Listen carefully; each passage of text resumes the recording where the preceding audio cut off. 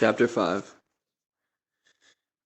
Mr. Gurdjieff stayed in New York for several months, through the winter and spring of 1934, and I saw him regularly. My relationship with him, more or less of its own accord, fell back into pattern that resembled our earlier years at the Priory. Once again I became a sort of functionary of the household, helping to cook, wash dishes, run errands, etc. I also attended meetings, lectures, and readings, but without much active interest. I was far more involved with the man himself as I had been as a child than with his teaching. I had planned to go to Chicago during my 2 weeks vacation in the summer of 1934, and when Mr. Gurdjieff learned of this, he decided that he would make a visit to Chicago at the same time, as it would be convenient for him to have me as a traveling companion. I was very proud to be selected to act as his companion and secretary when he went to Chicago, and I looked forward to the trip.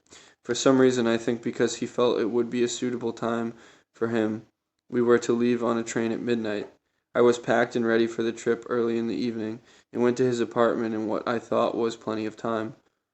What with his packing, piles of clothing, books, food, medicine, etc., he was not ready to leave the apartment until well after 11 p.m., and when we arrived at the station with only about 10 minutes to spare, we were met by a large delegation of the New York followers.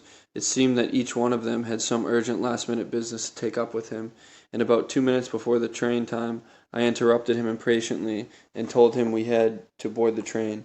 He said that he had to have a few more minutes, that the extra time was absolutely essential, and for me to talk to someone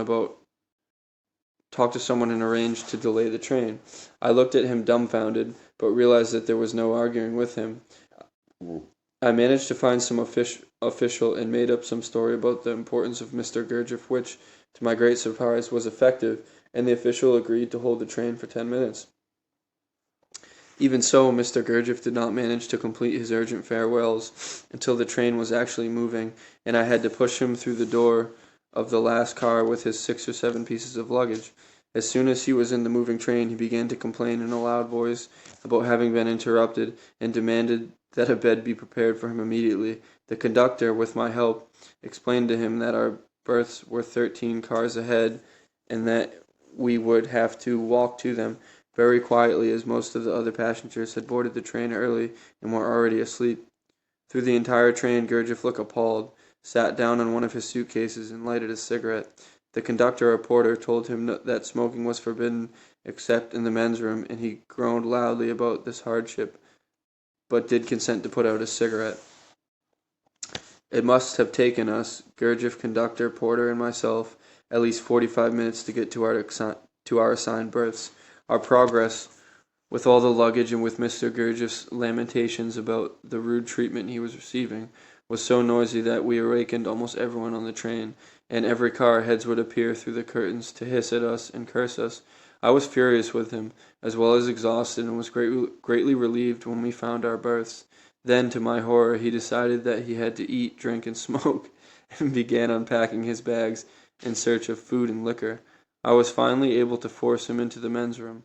Once in there, he settled down to eat and drink, and to discourse in loud tones about the terrible service on American trains, and the fact that he, a very important man, was being treated in this shoddy fashion.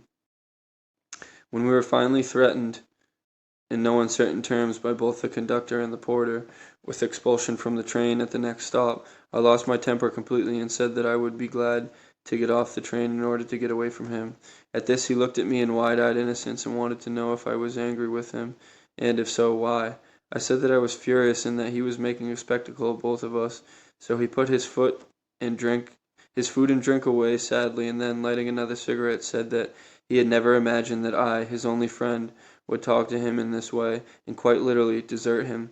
This attitude only increased my anger, and I said that once we arrive in Chicago, I hope never to see him again. Well, he then went to bed in his lower berth, still very sorrowful and still muttering about my unkindness and lack of loyalty, and I climbed into the upper berth, hoping for some much-needed sleep.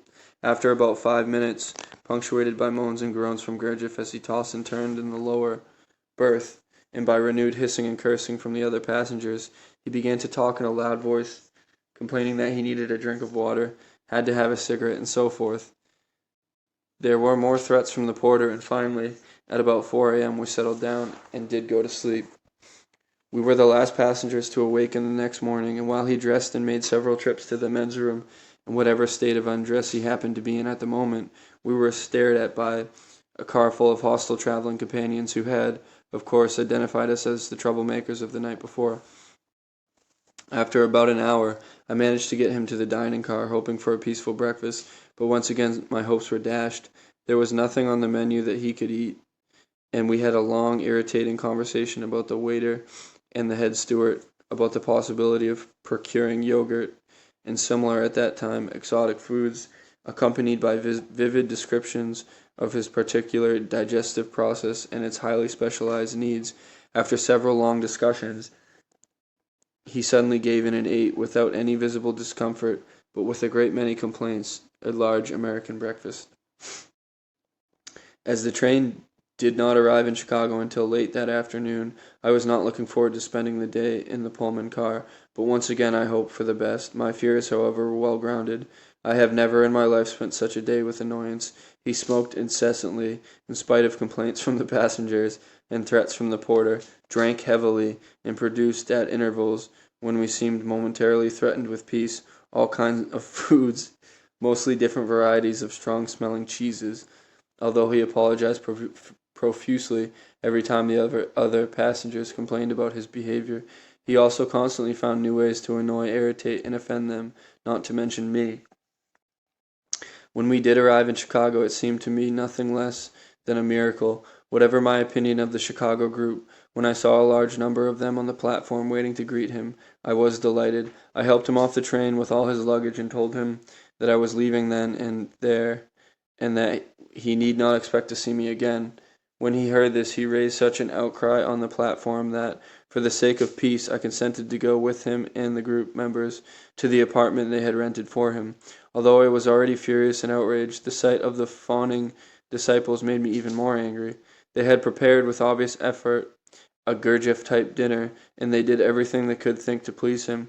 To my further disgust, he began to praise each one of them individually, telling them what a ghastly trip he had had on the train, how horribly I had treated him, and how different it would have been had only some of them, loyal, devoted, respected followers, been along to take care of him properly, and with the respect that was due to him.